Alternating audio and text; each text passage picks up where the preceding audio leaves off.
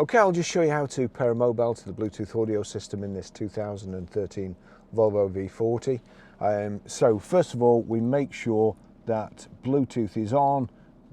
Green light there, Bluetooth's on. We're watching it out at the bottom.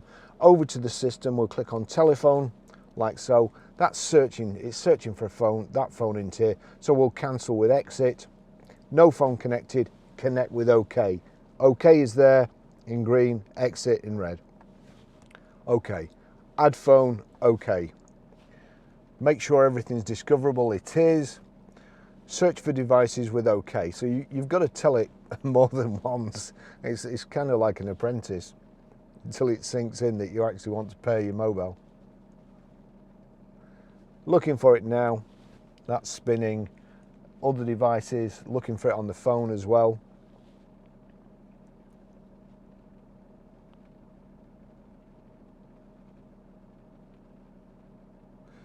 Barry's iPhone 13 Pro, connect device with OK.